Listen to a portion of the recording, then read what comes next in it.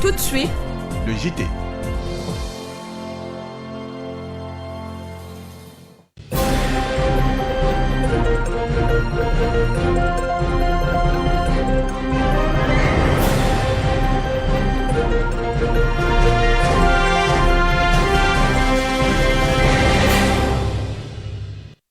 Très ravi de vous retrouver, mesdames et messieurs. Bonsoir et bienvenue au 19h30 de la chaîne citoyenne.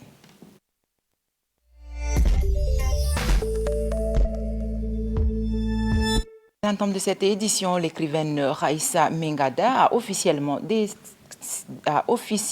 dédicacé ce matin au CEFOD son 4e livre intitulé « La larme du petit oiseau », un ouvrage écrit en 3 tonnes. Les amoureux de la littérature se sont mobilisés pour soutenir l'auteur. Voun Bakieobe a pris part à cette dédicace. Suivez son reportage.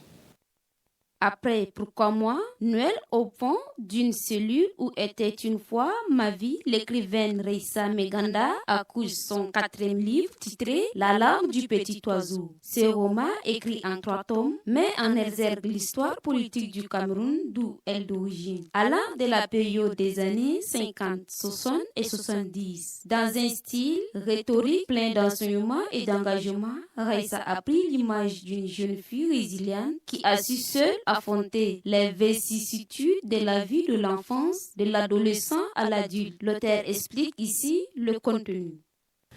Pour le dire vraiment de façon sommaire, la trame fait un rétro dans le Cameroun des années pré- et post-indépendance, à travers le récit assez spectaculaire, mais bien réel, du quotidien d'une jeune femme résiliente et combative. Ce récit, qui dévoile une partie de la vie de ma défunte maman, est un hommage à cette grande dame, certes, mais également le reflet des bons et mauvais côtés de nos coutumes, de l'implantation de la religion dans nos contrées, de nos administrations tatouées au colonialisme, des drames familiaux.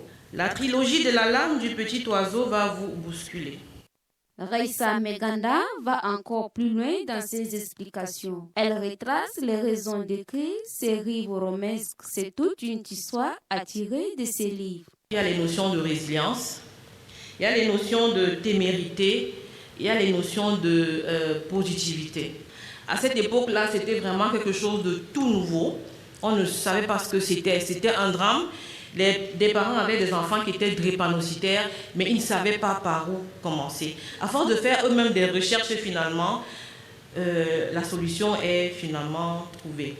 Lors de ces dédicaces, quelques amoureux de la littérature n'ont pas caché leur satisfaction quant au style d'écriture et les choix de mots contenus dans cette œuvre. L'auteur, à travers la larme du petit oiseau, a représenté par la plume la douleur, la perte d'une mère par une jeune fille, Anna, personnage principal, qui se retrouve seule à affronter les réalités de la vie courante.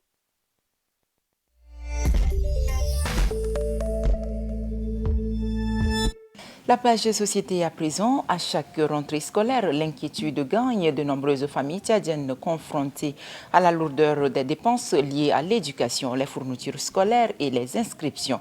Les frais s'accumulent tandis que les revenus stagnent. C'est dans ce contexte que les banques proposent le crédit scolaire, présenté comme une solution salvatrice. Mais derrière cette façade d'assistante, qui en tire réellement profit? La réponse dans ce reportage que nous propose Ariel Tayo. Dans un environnement économique marqué par l'inflation et la précarité des revenus, le crédit scolaire paraît pour beaucoup de ménages comme une planche de salut. Accordé sur une durée de 3 à 9 mois, ces prêts rapides et accessibles permettent d'anticiper les dépenses liées à la rentrée. Les taux d'intérêt appliqués, bien que souvent passés sous silence des campagnes publicitaires, s'avèrent parfois dissuasifs. Pour ces citoyens, c'est un manque de gestion. La banque ne perd jamais. D'une manière ou d'une autre, la banque gagne. Il faut prendre le crédit en fonction de ce qu'on gagne à la fin du mois. Imagine si on gagne peut-être 200 000 et on prend le crédit de 1 500 000. On a parfois le loyer à payer et la ration qui est là. Bon, sans parler des besoins sur le plan sanitaire, etc., etc. Il faut prendre le crédit en fonction du besoin. Ne pas prendre parce que mon ami a pris le crédit et il faudrait que j'aille aussi le prendre. On ne sait jamais si celui-ci a pris pour des besoins spécifiques. Il sait ce qu'il va en faire avec. Mais l'autre, parfois, là, il prend parce que mon ami a pris le crédit, je pars aussi prendre. Pour les banques, les crédits scolaires représentent une véritable aubaine. Les risques sont maîtrisés grâce à la domiciliation des salaires. La période est courte et les demandes élevées à l'approche de la rentrée scolaire. Les établissements financiers y trouvent donc un double avantage: fidéliser les clients tout en engageant des bénéfices confortables, expliquent ces citoyens. À la rentrée scolaire, les parents qui se précipitent pour aller prendre les prêts à la banque, là, d'une part, je suis contre, d'une part, je suis d'accord. Ce qui fait que la famille est bien posée, bien structurée, c'est l'économie. Ce n'est pas que ça, chaque la rentrée scolaire en octobre, là où tu te précipites pour aller mendier à la banque. La vie, ça se programme. L'école, ça se programme. Si seulement ton salaire, pas chaque mois, là, fais l'économie chaque mois pour l'étude de tes enfants. Deuxièmement, il est vrai que ici en Afrique, particulièrement au Tchad, nous avons des grandes responsabilités, nous avons beaucoup de familles à prendre en charge. Et voilà, le salaire seul, ça ne suffit pas. Mais un bon fonctionnaire, c'est celui qui gagne son salaire pour entreprendre, pour multiplier les bénéfices et pour soutenir sa famille. S'il est indéniable que le crédit scolaire offre une réponse immédiate aux besoins urgents des familles, il demeure un produit financier avant tout lucratif pour les banques. Une régulation plus stricte, une meilleure transparence des conditions et surtout la création des mécanismes d'aide publique plus équitables apparaissent aujourd'hui comme un impératif pour faire de l'éducation un droit et non un luxe sous condition des crédits. Ariel Taillot, merci. L'ancien cimetière de Ridina, situé dans le 5e arrondissement de la capitale, a reçu un coup de balai. Ce matin, la mairie centrale a décrété cette journée de salubrité pour rendre salubre ce cimetière. Cette opération vise à nettoyer ce lieu qui est dit sacré pour en faire un projet de culture. Suivez le reportage de Léna Ibi Ngirayo. Félicité. La délégation de la mairie centrale a fait une descente sur l'ancien cimetière de Champs-de-Fil qui a été abandonné et occupé par certains mécaniciens. L'objectif est clair, nettoyer ce lieu historique et sacré pour le rendre insalubre. Pelles, râteaux, brouettes, tricycles, tractopelles, chargeurs, niveleuses et autres outils de nettoyage sont mobilisés. Des associations, les agents d'hygiène et d'assainissement de la mairie ainsi que des gardes municipaux, des personnalités de cet arrondissement, tous ont accordé leur violon pour rendre propre cet espace. Pour le maire de la ville de N'Djamena, l'opération de nettoyage de ce lieu constitue la première étape. La seconde sera celle de clôturer cet ancien cimetière. Alors nous, en tant que commune de la ville de N'Djamena, dans notre rôle de planification urbaine, d'aménagement de la ville et de maintenir une certaine cohérence dans l'espace paysager, nous avons considéré que ce site méritait toute notre attention. Ce site méritait également toute notre attention, mais également de toutes les populations du 5e et des plus autorisées de notre pays. Alors nous avons aujourd'hui choisi d'être ce site dans le cadre du samedi citoyen pour d'abord faire un grand nettoyage. Un grand nettoyage des lieux qui sera plus tard suivi d'une clôture.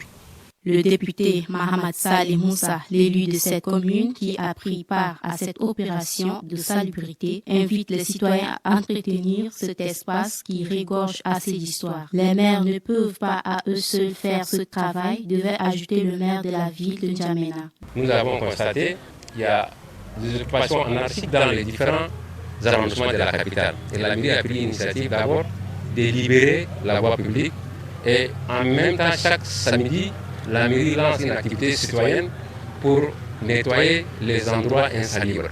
Ravi du travail abattu par les maires en faveur de ce cimetière qui est un lieu sacré. Nous allons tout faire pour l'aider à ce qu'il réussisse parce qu'il a eu des projets qu'il a eu. Et nous en sommes fiers. Et la preuve que c'est les jeunes qui sont là aujourd'hui. D'habitude, les jeunes ne sont pas dans ces endroits-là. Maintenant, il y a eu une conscience qui s'est élevée et nous sommes là et nous serons là. La salubrité en N'Djamena reste un défi majeur qui nécessite une approche multisectorielle et la collaboration de toutes les parties prenantes. La participation citoyenne, l'engagement des autorités et le soutien des donateurs sont nécessaires pour rendre cette question complexe et améliorer la qualité de vie dans la capitale tchadienne. Comme vous l'aurez constaté, ce cimetière du 5e arrondissement sera bientôt clôturé. Toujours en société, un petit marché informel s'est installé au cimetière de Toukra, situé dans la commune du 9e arrondissement de N'Djamena. À chaque cérémonie d'inhumation, des commerçants s'activent pour vendre donc des produits alimentaires, une pratique qui a tiré tant d'interrogations. Raïssa Élysée avec le récit de Yaki Lydia.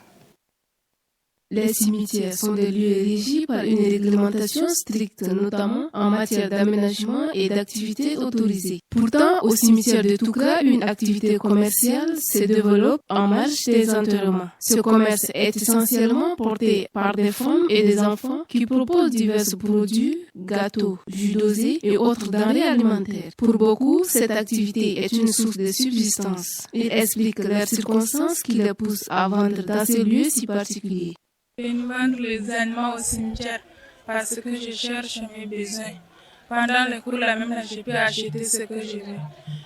Il n'y a pas la personne qui va me donner mes besoins comme ça. Si je ne vends pas, là, je ne peux pas trouver l'argent pour acheter. J'ai eu peur, mais je cherche l'argent. Si je ne vends pas comme ça, là, je ne peux pas trouver l'argent. Pour acheter mon cahier, pour partir à l'école. Il n'y a pas mon père est décédé. Certains clients soutiennent ces vendeurs, reconnaissant leurs efforts pour subvenir à leurs besoins. Toutefois, ils s'interrogent sur la présence des enfants dans un tel environnement qui peut être source de traumatisme. C'est parce qu'ils n'ont pas d'autre choix. C'est parce qu'il n'y a rien. Des fois, il y a des enfants que leurs parents ne sont pas en vie. Ils ont envie de vendre ça pour être en vie. Parce que de nos jours-là, personne ne pense à l'enfant de son frère qui est ici. Ils pensent à eux seulement, ils pensent à leurs enfants. Des fois, tu es dans des troubles que tu vis auprès d'eux, ils n'arrivent pas à t'aider. Ils n'arrivent pas à donner ce qu'il faut pour te mettre à l'aise. Ils n'ont pas, comme on appelle, autre possibilité de se prendre en charge. C'est-à-dire que manque de responsabilité des parents, soi-disant, même le gouvernement peut toucher ça. Donc ils sont obligés de venir chercher quoi se nourrir. Tous ces enfants que tu es en train de les voir, ce sont des enfants qui fréquentent. Mais ça, ils sont en train de préparer la rentrée. Ils ont besoin de sacs, ils ont besoin d'habits. Tout ça, ils ont besoin. Mais pourquoi ils sont venus ici, au cimetière, pour vendre les choses, pour trouver quoi se vêtir? Bien que cette pratique reste marginale, elle suscite des débats. Pour certains, vendre des aliments dans un cimetière constitue un manque de respect envers les défunts. Ce phénomène soulève des questions sur la régulation des espaces publics et la protection des mineurs dans les activités économiques informelles. La suite de l'actualité, mesdames et messieurs, pratique ancestrale révisitée. La tontine consiste donc à mettre en commun des contributions financières entre membres d'un groupe pour ensuite les redistribuer selon un ordre prédéfini par tirage au sort ou par rotation, un système qui suscite aujourd'hui tant d'interrogations. La tontine constitue-t-elle un véritable moteur de développement ou une source de conflits sociaux? Suivons le reportage de Kodimadibi Toubana Hortense.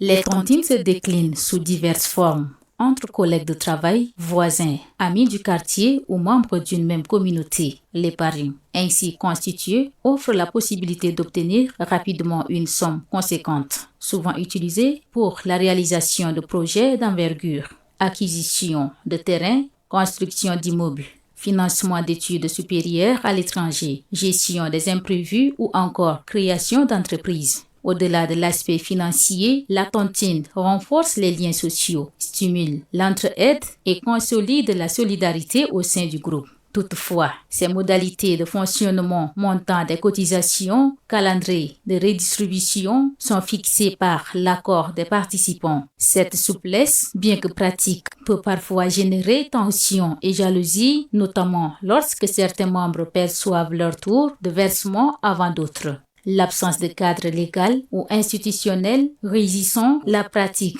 ouvre également la voie à des dérives Déséquilibre dans la gestion du budget familial lorsque des participants y investissent une partie importante des fonds destinés aux besoins domestiques, incompréhension dans les foyers, voire rupture du dialogue conjugal. Longtemps associée aux femmes, la tontine séduit désormais de plus en plus des hommes conscients de son potentiel économique. Cette évolution témoigne de la popularité croissante de ce mécanisme d'épargne communautaire. En définitive, la tontine demeure un outil à double tranchant, véritable levier d'investissement et de solidarité d'un côté, source de malentendus et de conflits de l'autre. Sa réussite dépend avant tout de la confiance entre ses membres, d'une gestion transparente et d'une discipline rigoureuse.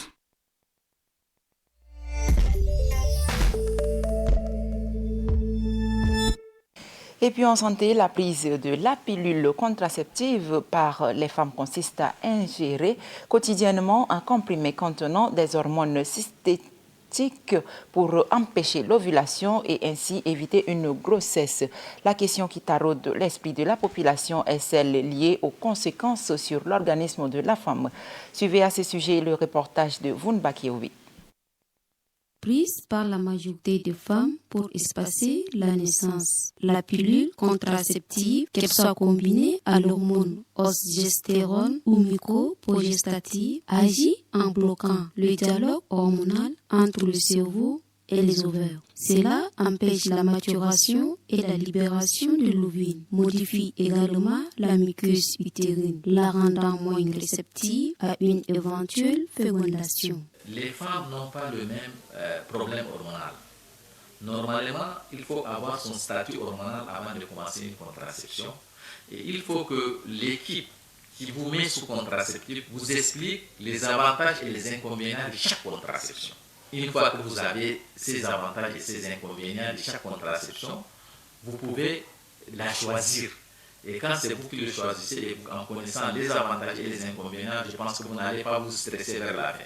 Mais quand on vous balance une contraception, comme des cacahuètes, vous les prenez, c'est sûr qu'après vous aurez des problèmes. Pour le gynécologue, la prise de pilules contraceptives n'est sans conséquence sur l'organisme de la femme. Le contraceptif, c'est des hormones et tout ce qui est hormone a des effets secondaires. Il n'y a pas une contraception sans effets secondaires. Mais il y a certaines contraceptions qui ont moins des effets que d'autres. Une femme qui a un taux d'estrogène déjà très élevé dans son corps, elle commence à prendre une contraception à estrogène pur. Il y aura une hyperestrogénémie. Vous savez que l'hyperestrogénémie est un facteur de risque de cancer de sein. Peut-être qu'à long terme, la femme va faire un cancer de sein. Elle ne va pas comprendre pourquoi elle a fait le cancer de sein. C'est parce qu'elle avait un taux d'hyperestrogénémie dans son corps. Elle a pris des estrogènes à long terme. Et c'est cette hyperestrogénémie-là qui est un facteur de risque. Je ne dis pas des causes à effet direct, mais c'est un facteur de risque. Hissène Adanaou Mahamad, gynécologue, prodigue quelques conseils aux femmes. Avant la prise d'une contraception, il faut que l'équipe qui vous donne la contraception vous explique les avantages et les inconvénients de chaque méthode contraceptive. En tant que médecin, ce que j'exhorte, c'est que les femmes doivent se faire consulter.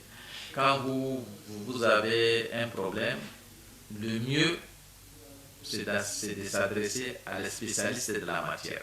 La prise de la pilule contraceptive peut entraîner divers effets secondaires. Il serait judicieux de consulter un professionnel de santé afin d'éviter tout risque à long terme.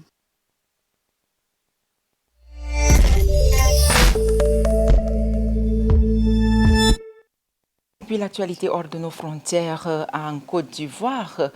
Ce matin, des milliers d'opposants défilent à Abidjan pour dire non à un 4e mandat d'Alassane Ouattara qui a écarté plusieurs opposants pour se présenter à l'élection prochaine. Une foule bigarrée est sortie pour manifester son mécontentement. Hala Nathalie Krimba nous en dit plus. Le président sortant a annoncé fin juillet qu'il était candidat à un 4e mandat consécutif, alors que plusieurs grandes figures de l'opposition ont été exclues du scrutin. Pari réussi pour l'opposition ivoirienne, qui a réuni des milliers de personnes dans les rues d'Abidjan samedi 9 août, à moins de 3 mois de l'élection présidentielle. Malgré un climat politique tendu, marqué par la candidature du président Alassane Ouattara à un 4e mandat consécutif et par une série série d'arrestations et de convocations judiciaires des cadres de l'opposition, la manifestation s'est déroulée dans le calme sur le boulevard de la Solidarité à Yopougon, commune la plus peuplée de la capitale économique et fief traditionnelle de l'ancien président Laurent Gbagbo. Non à un 4e mandat. Et trop c'est trop, ont scandé les manifestants pendant plus de 4 heures, portant les uns des pains à l'effigie de Laurent Gbagbo à la tête du Parti des peuples africains Côte d'Ivoire, PPACI. Les autres des Tidani Thiam, président du Parti démocrate de Côte d'Ivoire, PDCI. Tous deux exclus du scrutin et réunis depuis juin au sein d'une alliance baptisée Front commun. Leurs militants réclament une révision de la liste électorale avant le scrutin présidentiel du 25 octobre.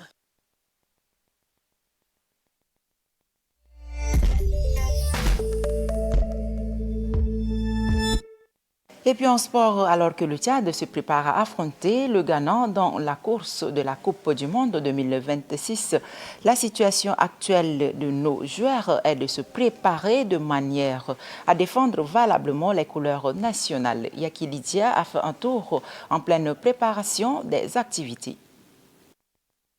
Marius Mouandil-Madi, l'attaquant de Samsunspor, a entamé sa pré-saison le mois dernier et débute son championnat aujourd'hui. Une excellente nouvelle qui lui permettra d'être en chambre pour le rendez-vous crucial du 4 septembre prochain. Après un transfert récent, Ngar Ezekiel a déjà disputé plusieurs matchs amicaux, confirmant qu'il est actif et prêt à répondre présent. En Zambie, Amin Hiver revient de blessure. L'attaquant des Esco est en pré-saison et reprendra la compétition dès le week-end du 15 août. Au Koweït, Ninga Kazimir, meilleur joueur de la Coupe CEMAC 2014, s'entraîne avec Al Tadamon en pré-saison et débutera son championnat en septembre. En vacances, la reprise approche. Alambatna Gabin profite de vacances bien méritées avec Coton Sport avant une reprise prévue en mi-août. Dans la même situation, Wanre Mistoran, défenseur central des Gazelles FA des Garoua, devrait reprendre l'entraînement à la même période. Championnat à venir dans les semaines qui viennent au Burkina Faso. William Damba a déjà repris l'entraînement avec le RAL Club de Kadiogo, mais le championnat ne débutera qu'en octobre. En Grèce, Joseph Antoine Na est en pré-saison avec Anagenissi Karditas en attendant le début du championnat en début septembre. À Malte, Haroun Tchaouna, nouvellement recruté par Zabar FC, commencera la saison le week-end du 16 août. En Afrique du Sud, Charles Toubla, défenseur central des Kasrik Stars, débutera son championnat en septembre prochain. En attendant deux clubs où en essaye Eric Mbagosum, en attendant d'officialisation avec Chipa United, pourrait retrouver la compétition avant le 4 septembre. Amat Youssouf est en essai avec Eugène Sko. Après avoir disputé quasiment tous ses matchs avec les Sao étant libre, il pourrait montrer un nouveau visage dès le 5 septembre prochain. Ahmad Gouyamsa reste sans club alors que les championnats commencent cette semaine et la suivante. Son avenir inquiète car une signature tardive pourrait compromettre sa participation avec les Sao en septembre. Du fait du temps nécessaire à sa préparation en club. Mohamed Tim s'entraîne avec l'Étoile sportive du Sahel en Tunisie où les choses se compliquent pour lui. Son statut reste donc en suspense. Autre nouvelle à suivre, le gardien Bayogoum Saba Diallo de 15 Augusto FC s'apprête à entamer sa pré-saison avec la Coupe de la CAF en ligne de mire. En ce qui concerne nos internationaux locaux, plusieurs joueurs sont sans activité, hormis ceux qui viennent évoluant avec Foula qui viennent juste de reprendre. Et c'est tout pour cette édition. Merci pour votre fidélité, mesdames et messieurs, de nous suivre. Restez donc en compagnie du reste de nos programmes. Au revoir.